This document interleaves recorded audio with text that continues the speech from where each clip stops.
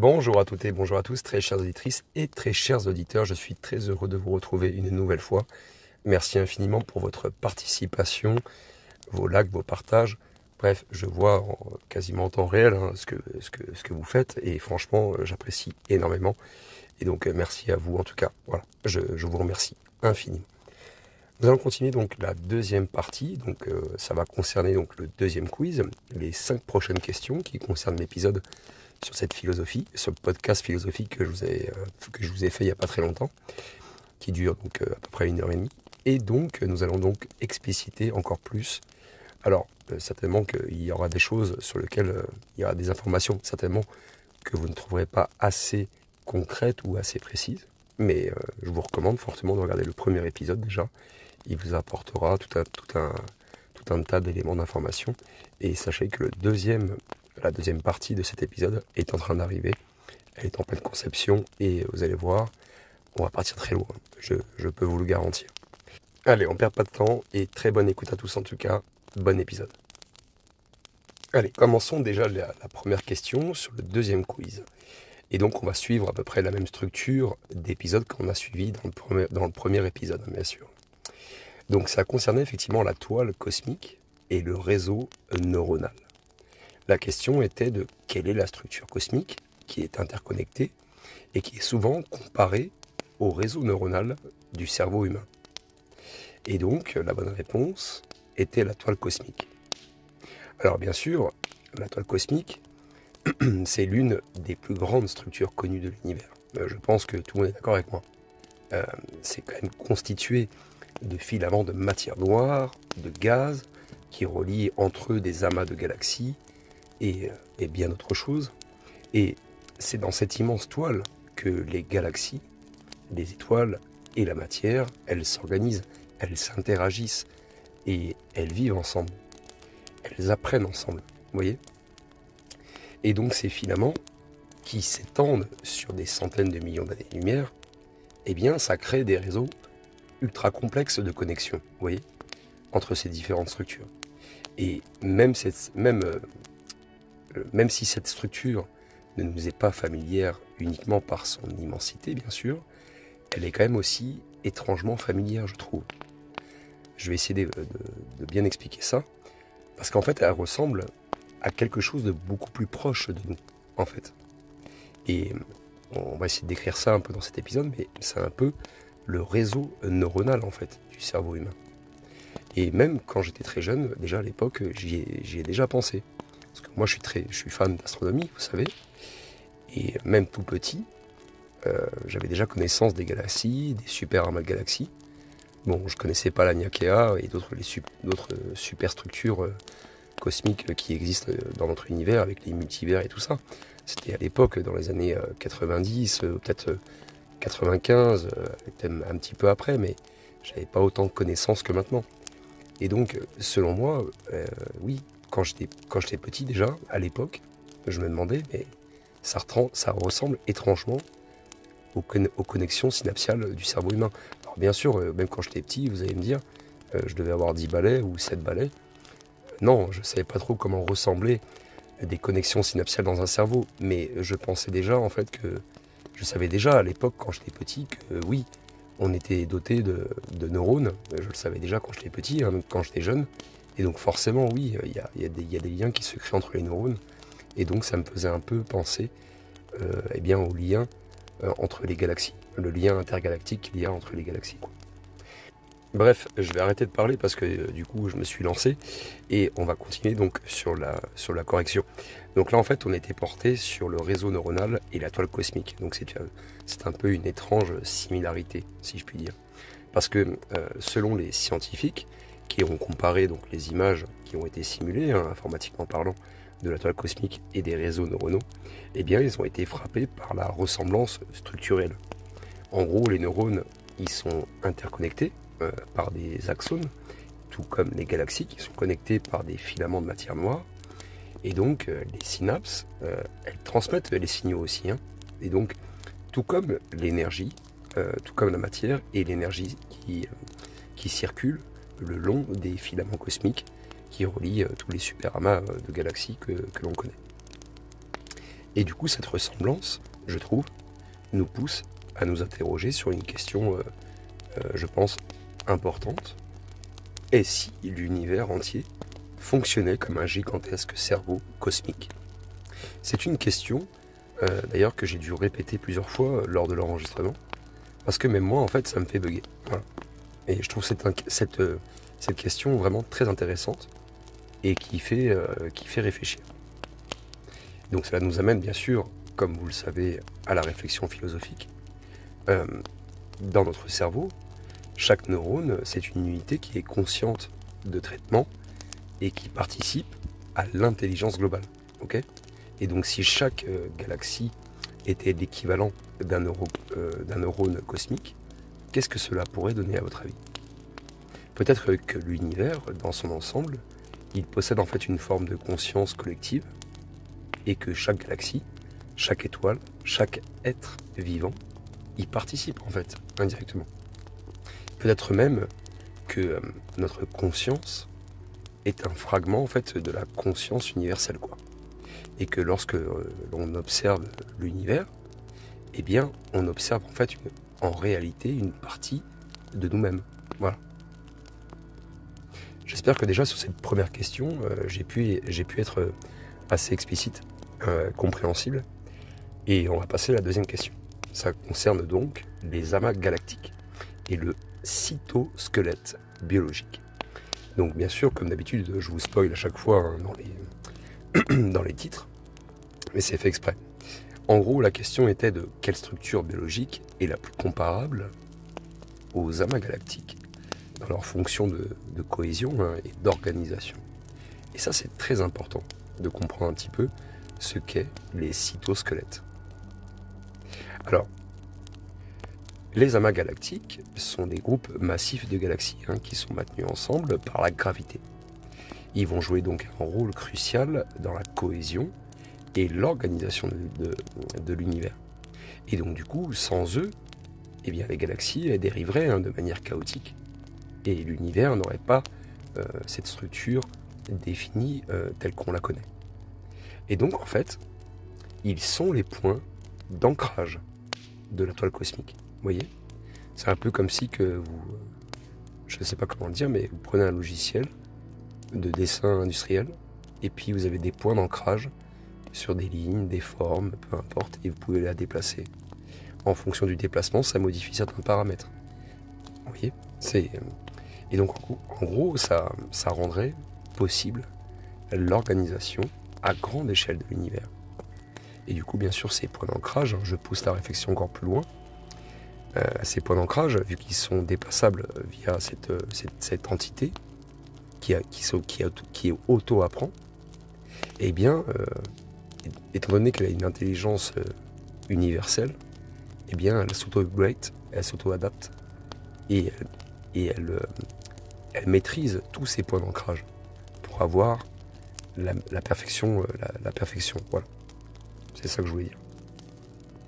Et donc on va s'intéresser un peu au cytosquelette quand même, parce que je ne vais pas parler. En gros, c'est un squelette invisible de la cellule. Dans le monde biologique, le cytosquelette, il joue le même rôle. Hein.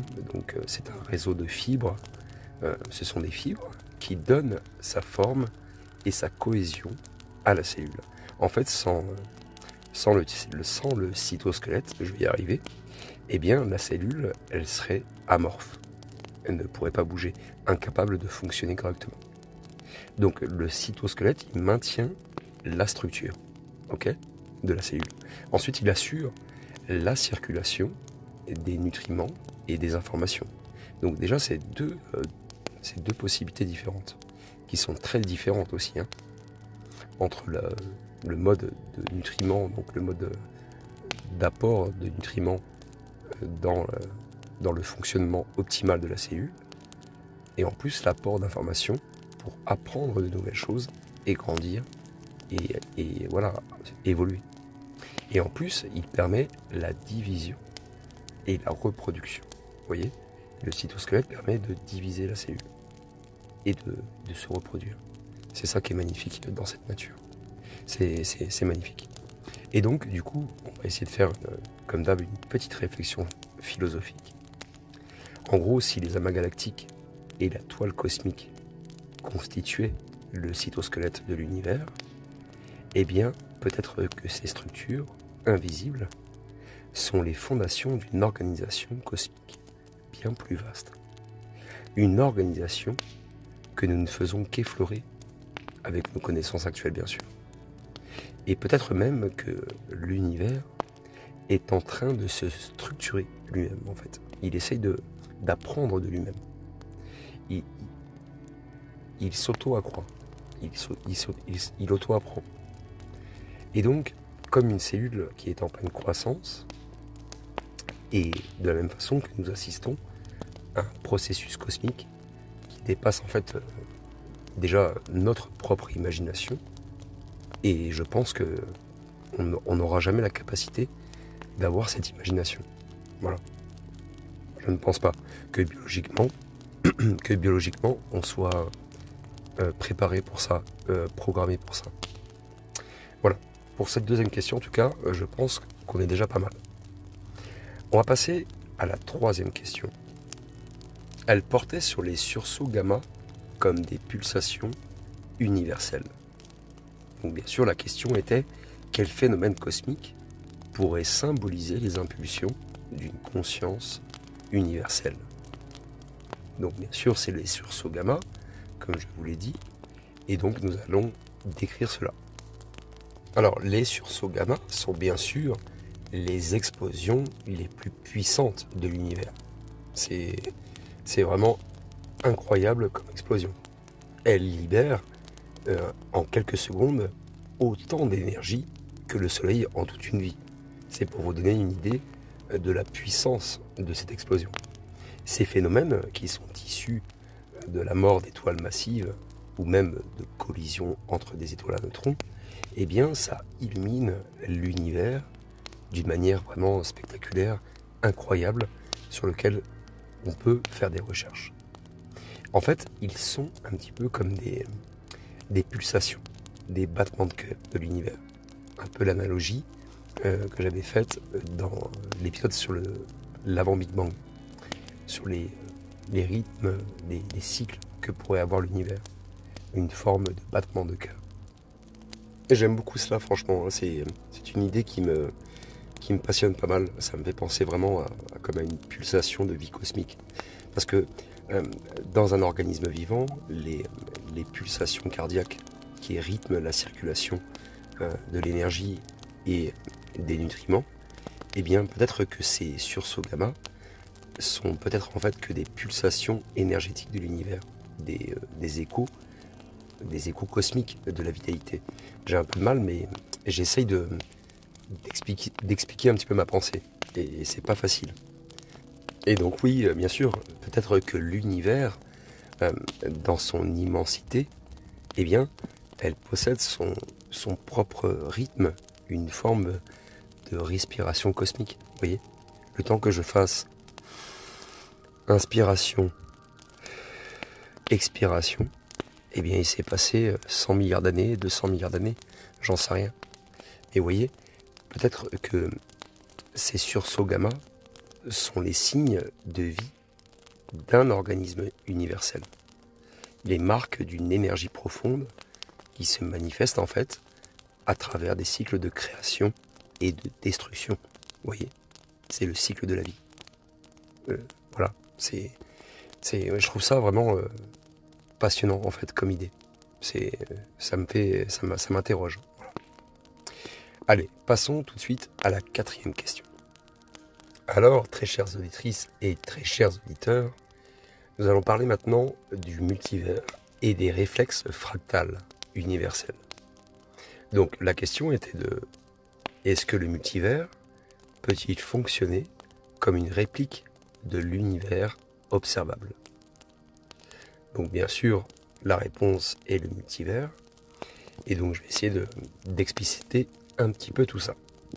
Alors, le multivers, donc, c'est l'idée en fait qu'il existerait un nombre infini d'univers, chacun avec ses propres lois physiques et ses propres configurations. Donc peut-être que chaque univers est une variante d'un schéma universels, comme des fractales qui se répètent à l'infini. Et donc, dans la nature, les fractales, elles démontrent que, en fait, les motifs peuvent se répéter à toutes les échelles. Ok ? Et donc, le multivers pourrait fonctionner, en fait, selon le même principe, avec chaque univers qui représenterait donc une variation infinie du même motif fondamental de l'univers en question. Voilà, c'est un peu comme ça que je le vois.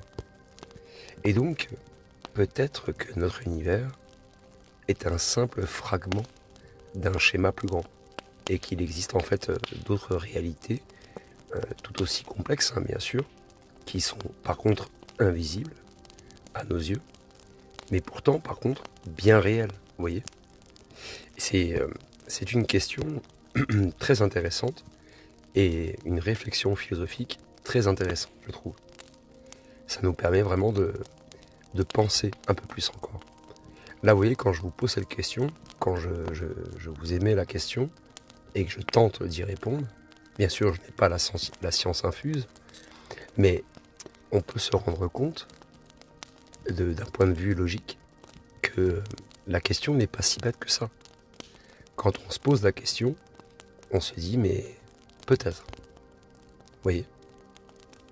Bref, on va passer maintenant à la dernière question du deuxième quiz, et après on va clôturer l'épisode. Donc elle concernait l'expansion cosmique et la mitose universelle. Alors quelle fonction biologique pourrait être associée à l'expansion constante de l'univers ? C'est bien sûr la mitose. Donc, pour ceux qui ne savent pas, la mitose, en fait, c'est un élément ultra essentiel pour notre corps humain. Mais avant de vous la décrire, on va essayer d'étendre un petit peu ma pensée. L'univers, en fait, l'univers est en expansion constante, d'après ce qu'on observe. Okay ? Donc, chaque seconde, il va s'étendre de plus en plus loin. Et donc, il va englober davantage d'espace. Après, on ne sait pas dans quel espace il est, mais il englobe de plus en plus d'espace. Et donc, cette expansion, elle ressemble, au final, à un processus biologique fondamental, la mitose. C'est en fait des cellules qui vont se diviser pour créer la vie. Vous voyez ? C'est peut-être que chaque expansion universelle est une forme de reproduction cosmique, une tentative de créer des nouveaux univers et de nouvelles réalités, bien sûr. Et donc ces réflexions, eh bien, je trouve, elles nous amènent à considérer l'univers non plus comme une machine froide, mais plutôt comme un organisme vivant, en constante évolution. Et peut-être même que nous faisons partie d'un cycle naturel cosmique. Un cycle que nous commençons juste seulement à comprendre, ou à exploiter, ou à théoriser. Peu importe le mot que vous pourriez mettre dessus. Donc bien sûr, vous pouvez, si vous avez besoin de plus de détails, vous pouvez écouter le premier épisode que je vous ai partagé. Et vous allez voir que dans le deuxième épisode, vous n'êtes pas prêts, hein, et je vous ai fait un épisode de fou. On va partir très loin, sur d'autres hypothèses, d'autres théories, des façons différentes de penser, et d'imaginer un peu notre univers. Vous allez voir, j'ai poussé le sujet assez loin, ça m'a pris pas mal de temps, mais en tout cas j'espère que vous serez très nombreux à regarder cet épisode. Merci à tous de votre écoute, prenez tous soin de vous, et à très bientôt.